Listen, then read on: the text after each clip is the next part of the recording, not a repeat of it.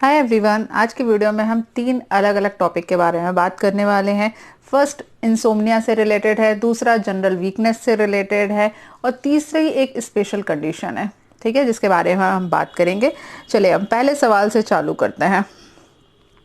पहला जिस व्यक्ति ने अपॉइंटमेंट बुक किया था उनका हम सवाल देख लेते हैं। इन्होंने अपने फादर के लिए कंसल्टेशन बुक किया है। I am taking consultation for my father who is 59 year old and mother who is 53 year old. ठीक है, दो अपने मम्मी पापा के लिए पूछा है। They both have sleeping issue and get good sound sleep rarely. My father has high blood pressure and thyroid और mother को केवल थायराइड है। Kindly help. ठीक है, अब देखिए इनके लिए मैंने पहले एक वीडियो बनाया था, कुछ समय पहले आप लोगों ने देखा होगा। इंसोम्निया के ऊपर एक पूरा डिटेल वीडियो था, लेकिन उनको ये वीडियो पर्टिकुलरली पसंद नहीं आया क्योंकि उनका कहना था कि उन्होंने ईमेल में बोला कि दोनों ही केस अलग है। ठीक है, बिल्कुल सही बात है, ऑथेंटिक बात है कि मदर का केस अलग है और इनकी हेल्थ कंडीशन अलग है, और जो पुराना इंसोम्निया का था वो लॉकडाउन के कारण जो इंसोम्निया डेवलप हो रही थी उसके कारण था। ठीक है, लेकिन अब एक बार आपको नींद किसी भी वजह से नहीं आ रही है, XYZ कुछ भी रीज़न है, साइकोलॉजिकल रीज़न है, फिजिकल रीज़न है या कुछ भी है। अब मान लो एक बच्चा है जिसको एग्जाम की टेंशन है जिसकी वजह से नींद नहीं आ रही है, दूसरा एक अडल्ट व्यक्ति है जिसको लव लाइफ में प्रॉब्लम चल रही है जिसकी वजह से उसको नींद नहीं आ रही है, तीसरे ओल्ड एज में कोई व्यक्ति है जिनको पूरे दिन की वजह से बोरियत हो गई है, उनको नींद नहीं आ रही है। तीनों केस में हिस्ट्री अलग अलग रहेगी लेकिन ट्रीटमेंट सेम रहने वाला है। ट्रीटमेंट नहीं बदल सकता। हाई ब्लड प्रेशर है, मान लिया, ठीक है, हाई ब्लड प्रेशर की वजह से नींद नहीं आती है, लेकिन उसके लिए आप ऑलरेडी मेडिसिन ले रहे हो। थायराइड प्रॉब्लम है, ऑलरेडी ये वाली जो प्रॉब्लम्स हैं इनके ऊपर हम काफ़ी डिस्कशन कर चुके हैं, और अगर आप मेरे वीडियोस देखो तो मैं कई बार बता चुकी हूँ कि ये सारी प्रॉब्लम्स का जो जड़ होता है, हम लोग उल्टा कान पकड़ते हैं। हम लोग सोचते हैं बीपी बढ़ा हुआ है इसलिए नींद नहीं आ रही है, उल्टा होता है।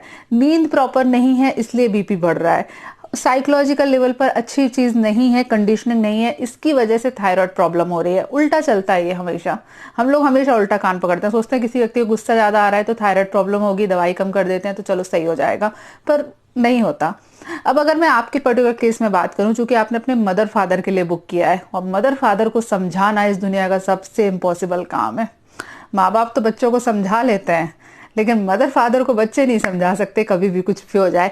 तो मुझे नहीं पता आप उनको कितना कन्विंस कर पाओगे, लेकिन अल्टीमेटली यदि उनको अच्छी नींद चाहिए तो उसके लिए ट्रीटमेंट सेम रहेगा। आपको अपनी स्लीप साइकिल मेंटेन करनी पड़ेगी, एक पर्टिकुलर हैबिट डालनी पड़ेगी जिसकी वजह से आपके दिमाग को इंडिकेशन जाए कि भाई अब सोना है। ठीक है, आपको जितने बजे भी उनका सोने का टाइम है उससे पहले, अब मैंने किताब पढ़ने के लिए कहा है, ठीक है, नए व्यक्ति हैं वो कुछ दूसरी किताब पढ़ सकते हैं, ओल्ड एज वाले हैं वो अपने अकॉर्डिंग किताब पढ़ सकते हैं। उनको अगर कोई धार्मिक बुक पढ़ना पसंद है, वो भगवत गीता वगैरह या कुरान शरीफ, जिस भी धर्म को आप बिलोंग करते हैं उनकी किताबें पढ़ सकते हैं, मेडिटेशन कर सकते हैं, जाप कर सकते हैं। मैं कई बार सोचती थी पुराने समय में रात को जप करने के लिए क्यों बोला जाता था, नाम जपते हैं ना भगवान जी का, वो माला लेके ऐसे नाम जपते हैं, क्या रीजन रहा होगा। मैं अक्सर सोचा करती थी इस चीज में, शायद उसका रीजन लगभग इन्हीं सारी चीजों से रिलेटेड है। ठीक है, उसका भगवान से ऊपर से कोई रिलेशन है या नहीं है वो एक अलग टॉपिक है, आध्यात्मिकता का विषय है, लेकिन उसका दिमाग से रिलेशन जरूर है। आप अपने मदर फादर को बोलिए कि वो रात में 1 घंटे के लिए जो भी धर्म ग्रंथ में उनका इंटरेस्ट है उसको पढ़ा करें, बोल बोल के पढ़ा करें, आनंद लेके पढ़ा करें। उसके बाद किसी भी पर्टिकुलर मंत्र की, भगवान में उनकी जिनकी श्रद्धा है उसके नाम से 2 या 3 माला, यानी कि 108 वाली जो माला होती है, जितनी उनकी श्रद्धा है उतनी वो माला किया करें। इससे क्या होगा, उनकी भी स्लीप साइकिल उसके अकॉर्डिंग सेट हो जाएगी। ठीक है, माला करने के बाद कई लोगों को मैंने बहुत अच्छे से देखा है कि अगर मैं उनको एडवाइस करती हूँ कि आप रात को भगवान जी का दिया जलाकर सोया करो। ठीक है, रात को ठीक सोने से पहले आप भगवान जी का दिया जलाया करो, उसके बाद उनको प्रणाम करके उसके बाद सोने जाया करो। भले ही नींद नहीं आए लेकिन ये हैबिट आपको करनी है। अक्सर लोगों के साथ मैंने देखा है कि जब वो सेम हैबिट कि कुछ नींद हो चाहे नहीं हो, पर्टिकुलर एक टाइम पे हम भगवान जी का दिया जलाएंगे और जाके बिस्तर पे लेट के सो जाएंगे। ठीक है, जब वो बार बार अपने दिमाग को ये चीज बोलते हैं तो 20 दिन के बाद में, 25 दिन के बाद में उनको नींद आने लगती है। सिंपल सी टेक्निक है लेकिन नींद आने लगती है। तो आंसर ट्रीटमेंट हर हेल्थ कंडीशन के अकॉर्डिंग अलग अलग नहीं होने वाला। नींद प्रॉपर नहीं आ रही है तो आपको स्लीप साइकिल सेट करना पड़ेगा। स्लीप साइकिल सेट करने के लिए आपको सोने से पहले की कुछ जो एक्टिविटी है उनको फिक्स करना पड़ेगा, एक पर्टिकुलर रूटीन बनाना पड़ेगा। दिन में आपके दिमाग की और फिजिकल एक्टिविटी होना बहुत ज़रूरी है, क्योंकि अगर आपका दिन में दिमाग कुछ काम नहीं कर रहे हो, आप फिजिकली कोई वर्क नहीं कर रहे हो, तो आपको इंसोम्निया होने वाला है। तो वो आपको मदर फादर की एज के अकॉर्डिंग कुछ ना कुछ सोचना पड़ेगा कि क्या करना है। ठीक है, चलिए नेक्स्ट जो सवाल है, जो जनरल वीकनेस से रिलेटेड सवाल था, वो उनका सवाल हम सुनते हैं। इन्होंने इनका पहले देखो, फर्स्ट थिंग लेग पेन, ठीक है, cold feet specially finger side में, मतलब इनको जो पैरों में दर्द होता है और जो पैर हैं इनके ठंडे पड़ जाते हैं स्पेशली फिंगर साइड में। ठीक है, फिर उसके बाद लेग में कभी कभी खिंचाव होता है, पैरों में खिंचाव भी आता है, एंकल दुखती है, एड़ी में दर्द होता है। ठीक है, लिंग में बहुत ही कम तनाव आता है। ये प्रॉब्लम तो हर पेशेंट की पता नहीं हो ही जाती है। पेनिस सॉफ्ट रहता है, ज़्यादा खड़े रहने पर पैरों में सूजन आ जाती है। ठीक है, और वैसे नहीं आती। टू मच मस्टरबेशन हिस्ट्री है, बहुत ज़्यादा, 10 साल की एज से या फिर 10 साल से, पता नहीं। अब ये जो एक जनरल वीकनेस वाली प्रॉब्लम है, कई लोगों को होती है कि यार पता नहीं हाथ पैरों में ठंडापन रहता है। कुछ लोगों की फीमेल्स के साथ होता है कि उनकी हथेली बहुत ज़्यादा ठंडी रहती है अचानक से, कभी कभी हाथ अचानक से सूज जाते हैं, ये भी होता है। ठीक है, ये हाथ की ये जो है वो एकदम से आपको लगेगा कि बहुत ज़्यादा तनाव में है, बहुत ज़्यादा खिंच गया है। कई लोगों के साथ में ये चीज़ होती है, कभी कभार हो रही है तो ये नेचुरल है, ध्यान रखो। कभी कभार ज़्यादा देर लंबे समय पर खड़े रहने पर पैरों में सूजन आ जाना, झंझनाहट का होना, ये नॉर्मल चीज़ है, याद रखो, सबको होती है। रेगुलर हो रही है तो ये किसी चीज़ को इंडिकेट करता है। आपकी कंडीशन जो आपने सारी की सारी बताई हैं, ये क्लियरली इंडिकेट कर दी है कि आपकी बॉडी में न्यूट्रिशन लेवल की कमी है। ये सारे जो छोटे छोटे सिम्टम आ रहे हैं, फर्स्ट थिंग न्यूट्रिशन लेवल की कमी है, दूसरी मसल्स वीकनेस है। बॉडी के अंदर जो ब्लड सप्लाई प्रॉपर तरीके से होनी चाहिए थी, खास तौर से एंड ऑर्गन पे, ठीक है, यानी कि आपके पैरों में प्रॉपर ब्लड सप्लाई होनी चाहिए थी, वो नहीं हो रही है। आपकी जो पैरों की मसल्स हैं जो पिडलियों की, थाइस की जो मसल्स हैं, वो स्ट्रांग नहीं है। आपकी कंडीशन पे आपको वर्कआउट करने की ज़रूरत है, लेकिन स्पेसिफिक वर्कआउट करने हैं जो कि पैरों की मसल्स के लिए रहते हैं।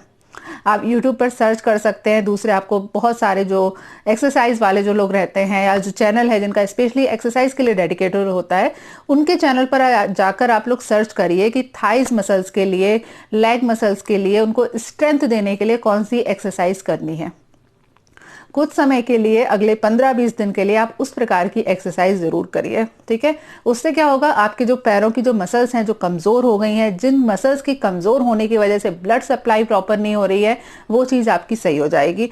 और कुछ समय के लिए, 15 दिन के लिए, किसी भी मल्टीविटामिन के सप्लीमेंट आप ले सकते हैं। ठीक है, मल्टीविटामिन वाले जो सप्लीमेंट होते हैं, लेकिन याद रखें, मैं कई बार बता चुकी हूँ, सप्लीमेंट कभी भी 15 दिन से ज्यादा नहीं लेने चाहिए।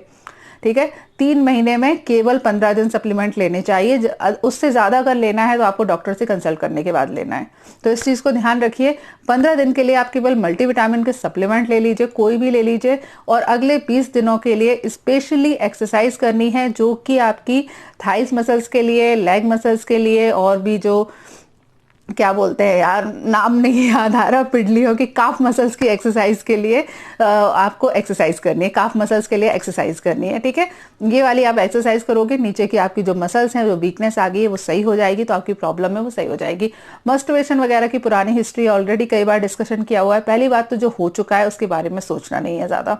तनाव कम लीजिए, अपनी सेक्सुअल एनर्जी को रीडायरेक्ट करिए, मतलब उसको लेके बहुत ज़्यादा इन्फीरिटी कॉम्प्लेक्स में, बहुत ज़्यादा तनाव में रहने की ज़रूरत नहीं है। थोड़ा सा इजी हो जाइए अपनी लाइफ पे, इतना सा करेंगे सही हो जाएगा, कुछ अलग से करने की ज़रूरत नहीं पड़ेगी।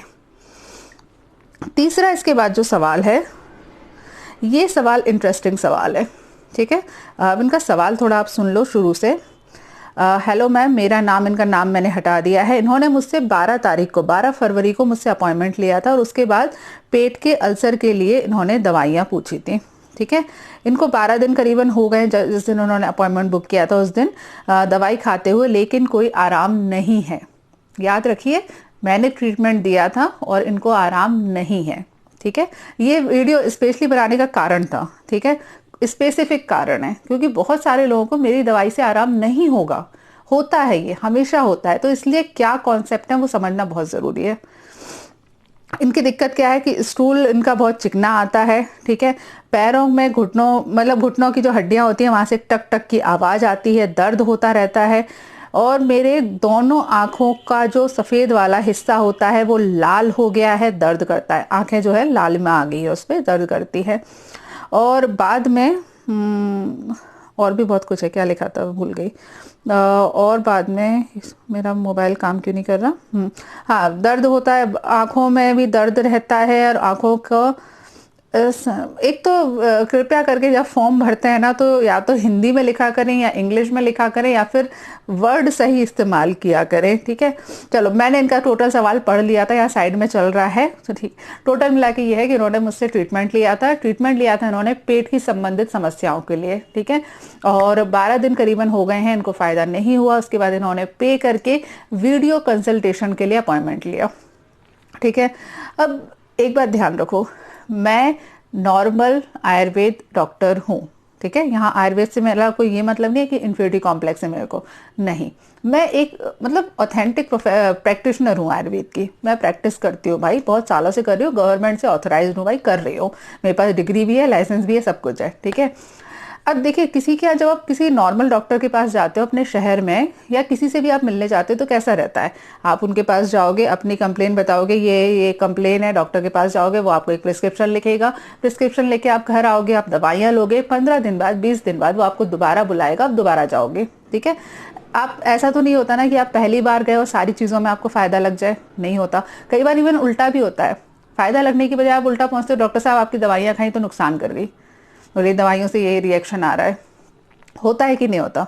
होता है, सबके साथ होता है, मेरे यहाँ पर भी होता है, और होना ही चाहिए। कोई भी ऐसी दवाइयाँ नहीं होती जो एक दवाई दुनिया भर के सारे पेशेंट को फायदा पहुंचाए, ठीक है। कभी कभी रिएक्शन भी आ जाते हैं, कभी कभी दवाइयाँ सूट नहीं करती, कभी कभी दूसरी प्रॉब्लम डेवलप हो जाती है। कई बार ऐसा होता है कि कोई व्यक्ति पेट दर्द की समस्या के लिए आया, पेट दर्द तो सही हो गया, लेकिन तब तक उसको दूसरी चीज होने लगी, किसी और वजह से उसको फूड पॉइजनिंग हो गई, या फिर उसको किसी और वजह से कोई और दिक्कत चालू हो गई, ठीक है। ऐसा भी हो जाता है, कई बार होता है। अब देखिए, इनका अगर आप फॉर्म देखेंगे तो इन्होंने फर्स्ट अपॉइंटमेंट किसके लिए लिया था? पेट के अल्सर के लिए, ठीक है। सारी की सारी प्रॉब्लम थी, पेट से रिलेटेड प्रॉब्लम थी।